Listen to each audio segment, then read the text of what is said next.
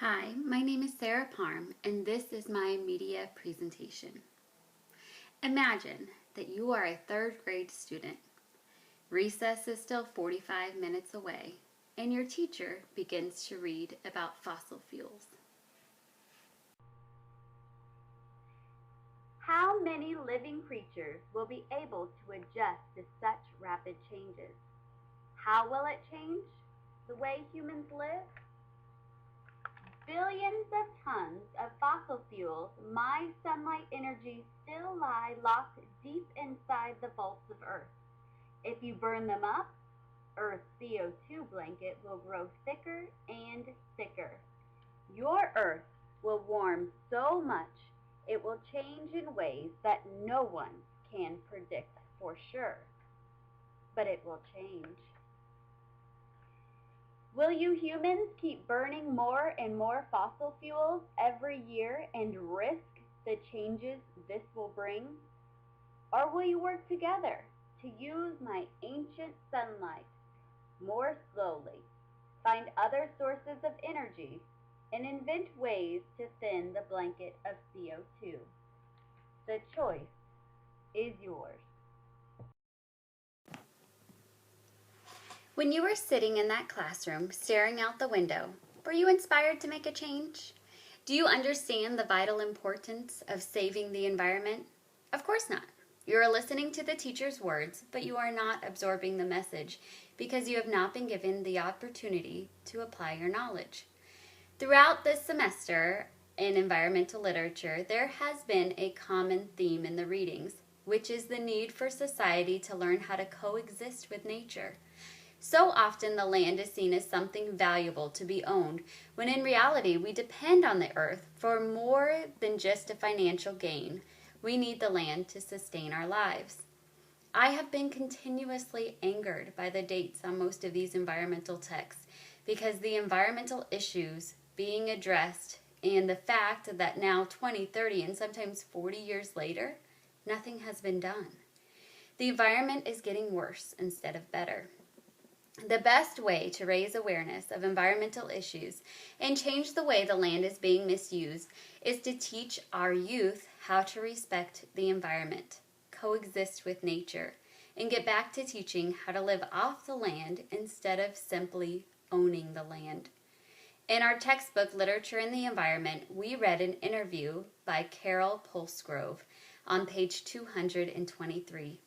Pulsgrove interviewed Wendell Berry about his views on society and why he chose to change his life in the city in favor of living off the land.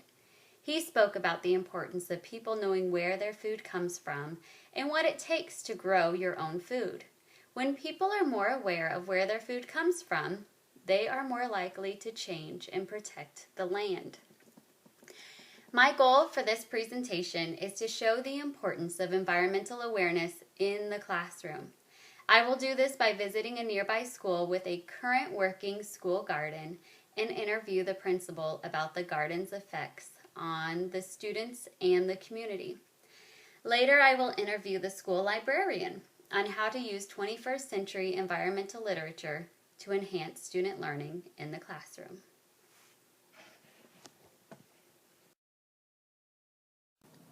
Hello, I'm meeting with Susan Liotta, principal at Quincy Elementary School. I am taking a class about environmental literature, and a common theme in our text readings are about awareness of environmental issues and creating change. You have been teaching for many years, and you worked at schools with a community garden and without. How is instruction different with a school garden? It makes food from the garden to the table more real for children, and so that they understand that plants come from seeds, and they get to plant the seeds and watch the plants grow, and then eventually produce the fruit and the vegetables, the produce. And so then they get a clearer understanding of how food in the grocery store gets to the grocery store and the amount of work that it takes to get it there. What kind of changes do you see in student awareness of the environment around them? they're more savvy as far as recycling and understanding that they are responsible for the environment. When I started teaching, we didn't talk about recycling or reusing or any of those things. And so through the years, students, it's just part of their vocabulary now about reducing the amount of things, paper products and plastic that they use, recycling those cans and plastic things that they do use. And then they're really good about reusing things as well. So it's just children are aware of those words, and a few years ago they were not. And how little changes can make a big impact and a big difference. Mm-hmm. That's, and then also, have you witnessed changes in student motivation? We use the garden as student motivation as far as good behavior. The children who have gotten their classroom work done, they get to go out and work in the garden. The other thing that it's also has made them aware, the garden has made them aware of just the cleanliness of the playground. And so they want to pick up the trash that's on the playground and the trash that is around it, just the litter that happens throughout the school day. It's also made them aware of the school grounds, so like our front entryway, they are always asking, can we rake it, can we trim it, can we take care of it? So that garden, just seeing them take care of the garden has transferred to other areas of the school property as well. I like that. And also, how is environmental literature in the 21st century being used to enhance learning in the classroom?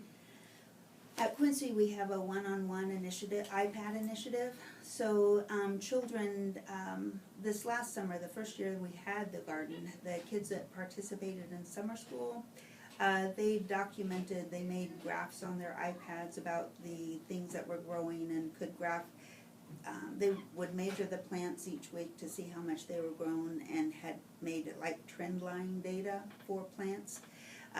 They also did research using the internet on tomatoes and what size the tomato plant will become and how many tomatoes we should get off of one tomato plant. And so then they estimated how many tomatoes we were going to get out of the 15 tomato plants that we had. And so it was just really, they were, internet is a marvelous thing. They can find all the answers that they need, and it helps them make it real.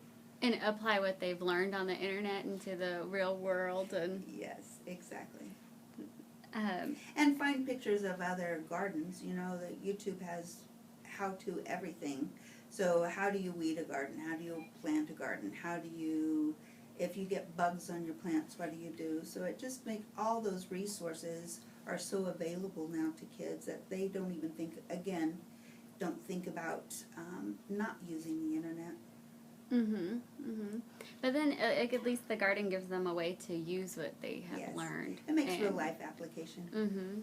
So they're more than likely to use it in the future and maybe even plant their own garden. How has the school community responded to the garden? Really well. They're excited that they're proud that we have a garden, and we share produce with the mission. We share produce with the community center, and so that they're excited that that their children get to participate in things like this. On enrollment days, we have it's just gorgeous, tables and tables of produce, and people come and pick the produce up and take it home with them. Neighbors, people who are not connected to Quincy, will stop and say, hey, tell me about the garden. How do you get food out of that garden? And we just say you have to work in it, and we'll give you whatever you want. So neighbors that don't have children at Quincy have started, they cross the street and work in the garden all summer long. That's nice that a community garden and the love of nature can bring people together. We had a church group that was here at one of our open houses recently, and they asked, can we work in the garden? Absolutely, come work in the garden. There's plenty to do. All right. Thank you for your time. You're welcome. Hi, I'm here with Sandra Kirk, school librarian at Quincy Elementary School. How can high quality environmental literature influence student learning? I believe it can influence student learning for them to make a connection between the environment, their world, and what they can do to make a difference. Since one day they're going to inherit and have an impact on their environment. And is there any authors or environmental literature, fiction or nonfiction, that you would recommend in the classroom? I would recommend Molly Bang. She's a great author, and her stories are, her books are very easy to read, but they also impact because they tell it from the as a narrative. So I think it's easier for the students to understand. I also like Super Sandcastle, Going Green. These are from Abdo Publishing Company. It's talking about a green school, about green energy, and there's also a green home and a green garden and green transportation, which happen to be out right now. I also like the Walter Wick, Drop of Water. It talks about the water in our world.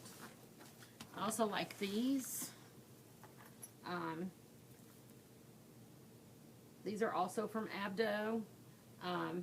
This is a compost story, which works here at Quincy because we have a school garden. So it's something that I would like to see us incorporate into our school garden. I would like to see us compost our leftovers from lunch is what I'd like to see. Oh, that's a great idea. Yeah. And so that would maybe one day. I thought these books were really nice. I just recently purchased those. Once again, Every Last Drop, talking about water. And then this is Sustainable Power and Energy. And they're from Orca Footprints. I think they're very up to date. And it also tells them how the kids can empower and do things to help the world now. Okay. So, and you can't forget about experimenting with the soil. That is a good idea. So incorporating language arts and science in the classroom. The books Miss Yes. Kirk suggested will be in the credits so you can use them at home or in the classroom. I have selected some texts that we have read this semester that could also be used to enhance learning and fuel the connection between the student and nature. A Sound County Almanac, although it is advanced for the elementary school age students, it could be used as a reference for instruction. The land ethics asks a lot of great rhetorical questions to get students thinking and inspired to create change. Aldo Leopold also wrote a chapter for every month by observing the outdoors. Students can write a story based on their observations each season to enhance learning and meet the language arts writing standards in the classroom. Using a variety of fiction, nonfiction, and poetry will be the best way to appeal to more learners and have a greater impact in the classroom. Our textbook Literature and the Environment has some outstanding poetry pieces to inspire learners. I would suggest reading a variety of poetry and then going outside to write about nature in or around the garden. As I mentioned in the introduction, Wendell-Berry would also be a great resource to bring awareness of environmental issues into the classroom. Now again, imagine you are in 3rd grade.